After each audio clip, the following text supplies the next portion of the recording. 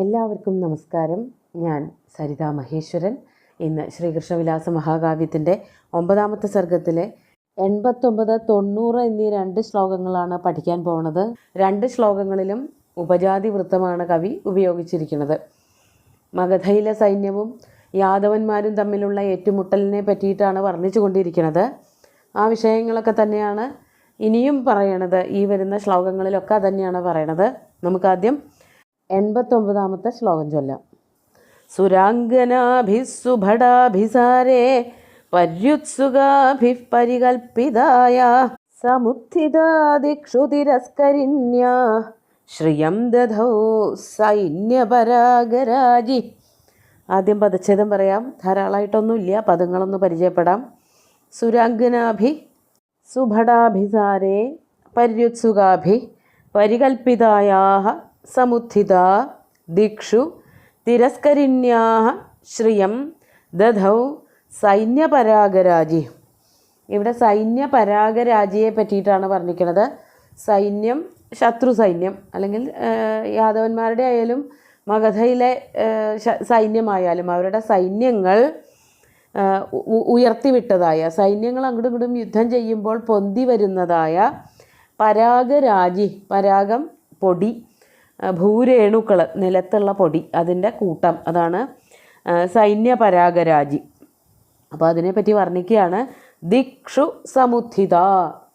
ഈ യുദ്ധം ചെയ്യുന്ന ആ ഭാഗത്ത് മുഴുവനും എല്ലാ ദിക്കുകളിലും, തെക്ക് വടക്ക് കിഴക്ക് പടിഞ്ഞാറ് ഒക്കെ എല്ലാ ഭാഗങ്ങളിൽ നിന്നും താഴത്തേക്ക് മുകളിലേക്ക് ഇങ്ങനെ പൊന്തി പറന്നുകൊണ്ടിരിക്കുന്നതായ സൈന്യ പരാഗരാജി, സൈന്യങ്ങൾ പൊന്തിച്ചു വിടുന്നതായ ഭൂരേണുക്കളുടെ പൊടിയുടെ കൂട്ടം. അത് സുഭടാഭിസാരേ പര്യുത്സുകാഭി സുരാംഗനാഭി പരികൽപ്പിതായാഃ തിരസ്കരിണ്യാഃ ശ്രിയം ദധൗ. ഇങ്ങനെയാണ് അന്വയം വരിക. ആ സൈന്യ പരാഗരാജി കണ്ടാൽ എന്താ തോന്നുക? തിരസ്കരിണ്യാഃ ശ്രിയം ദധൗ. തിരസ്കരിണി എന്ന് പറഞ്ഞാൽ മറച്ചു പോവാനുള്ളതായ ഒരു ഉപാധിയാണ്. അതായത് ഒരു മറവ്, കാണാതിരിക്കാൻ വേണ്ടിയിട്ട് മന്ത്രമൊക്കെ ചൊല്ലി തന്നെത്താൻ തിരസ്കരിണി ഒക്കെ എടുത്ത് അങ്ങനെ പോകുന്ന ആൾക്കാരെ പറ്റിയിട്ട് പഴയ കഥകളിലൊക്കെ അറിയാം. നമ്മൾ കേട്ടിട്ടുണ്ടാവും. നളചരിതത്തിൽ നളൻ ദമയന്തിയുമായിട്ട് വിവാഹം കഴിക്കാൻ വേണ്ടിയിട്ടുള്ള ആ സ്വയംവരത്തിൽ അതിനായിട്ട് വന്നപ്പോൾ ദേവന്മാരുടെ ആജ്ഞ കേട്ടിട്ട് നളൻ ദമയന്തിയുടെ കൊട്ടാരത്തിലേക്ക്, അല്ലെങ്കിൽ അന്തഃപുരത്തിലേക്ക് തിരസ്കരിണിയുടെ സഹായത്തോടു കൂടി ആരും കാണാതെ ചെന്നു എന്ന് കഥ പറയുന്നുണ്ട്. അതുപോലെ ഈ ദേവസ്ത്രീകൾ അല്ലെങ്കിൽ അപ്സരസുകളൊക്കെ തിരസ്കരിണി ഉപയോഗിച്ചിട്ട് അവരവരുടെ നായകന്മാരുടെ അടുത്തേക്ക് പോകുന്ന കഥയൊക്കെ കേട്ടിട്ടുണ്ട്. പുരൂരവസിൻ്റെ അടുത്തേക്ക് ഉർവശി തിരസ്കരിണി എടുത്തിട്ട് വന്നു, തിരസ്കരിണി അണിഞ്ഞുകൊണ്ട് വന്നു എന്നൊക്കെ പറയുന്നുണ്ട്. അതൊരു മന്ത്രമാണ്, ഒരു സിദ്ധിയാണ്. അത് ചൊല്ലിയാൽ കാണാനില്ലാതെയാവും, അപ്രത്യക്ഷമാവും എന്നാണ് പറയപ്പെടുന്നത്.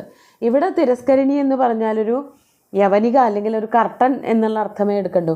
പരസ്പരം കാണാതിരിക്കാനുള്ളതായ ഒരു മറ, അതാണ് ഇവിടെ പറയണത്. അതാണ് തിരസ്കരിണ്യാഃ ശ്രിയം. ഒരു മറയുടെ സ്വഭാവം ഉണ്ടാക്കിയെടുത്തു. എന്താണ് അങ്ങനെ ഒരു സ്വഭാവം ഉണ്ടായത്? എന്തിനായിരുന്നു? ഈ സൈന്യങ്ങൾ പറത്തിവിട്ടതായ പൊടിയുടെ സമൂഹത്തിന്. അതാണ് സൈന്യപരാഗരാജി തിരസ്കരിണ്യാഃ ശ്രിയം ദധൗ. ഇതാണ് വാക്യം. ഇനി ബാക്കിയുള്ളതൊക്കെ ഇതിൻ്റെ വിശേഷണങ്ങളാണ്. സുഭടാഭിസാരേ പര്യുത്സുകാഭി സുരാംഗനാഭി പരികൽപ്പിതായാഃ. ഈ തിരസ്കരിണി ഉണ്ടാക്കുന്നത് ദേവസ്ത്രീകളാണ്, അല്ലെങ്കിൽ ദേവന്മാരുടെ ഇച്ഛയ്ക്കനുസരിച്ച് അവരുടെ അനുഗ്രഹം ഉണ്ടെങ്കിൽ മാത്രമേ തിരസ്കരിണി കിട്ടുള്ളൂ. അപ്പോൾ ഇവിടെയും അതന്നെയാണ് പറയണത്.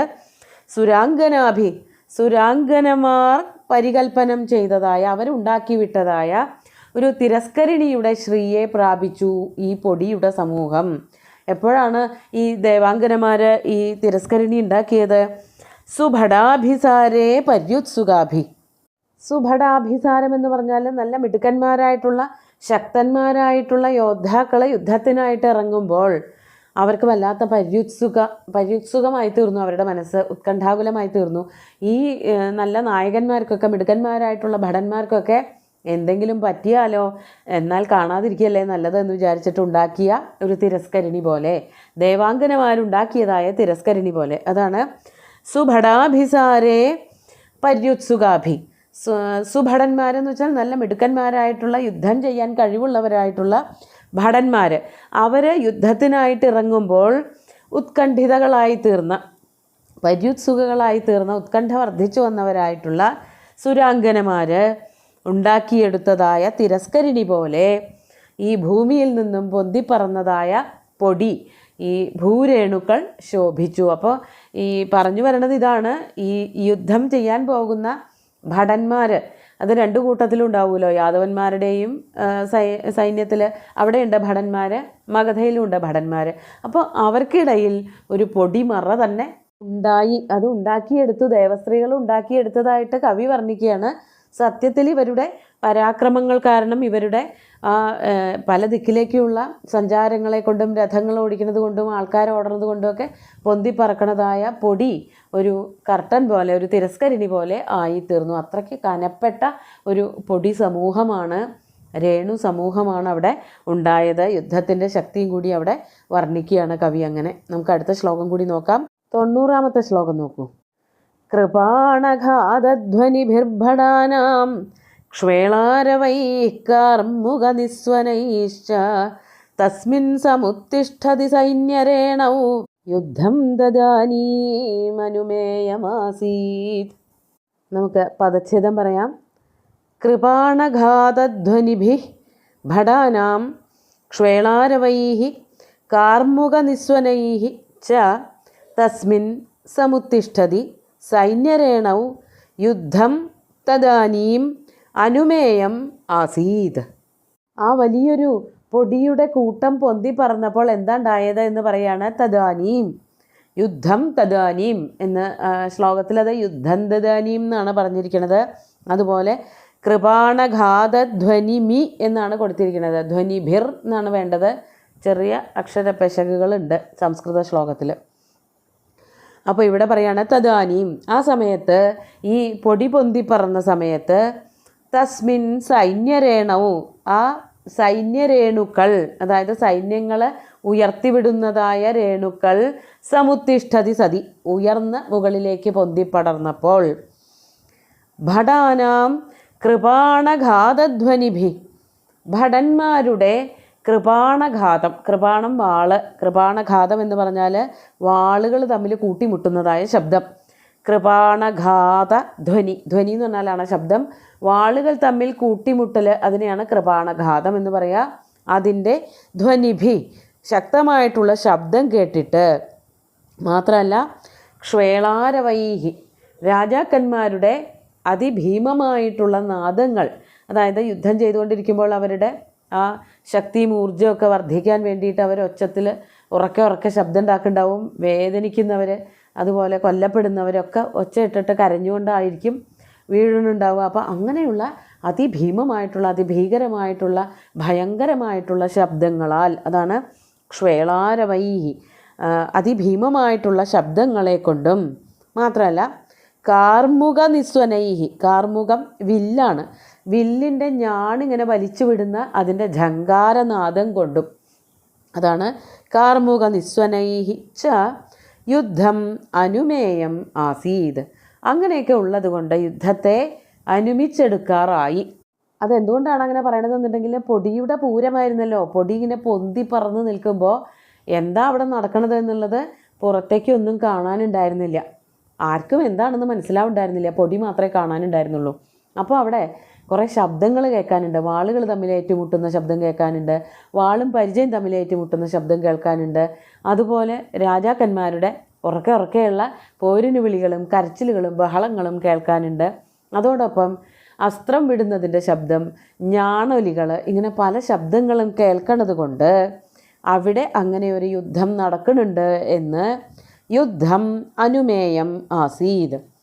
ഈ ശബ്ദങ്ങളെ കൊണ്ടൊക്കെ അവിടെ യുദ്ധം നടക്കുന്നുണ്ട് എന്നുള്ളത് മനസ്സിലാക്കാൻ സാധിച്ചു എന്നാണ് പറയണത്.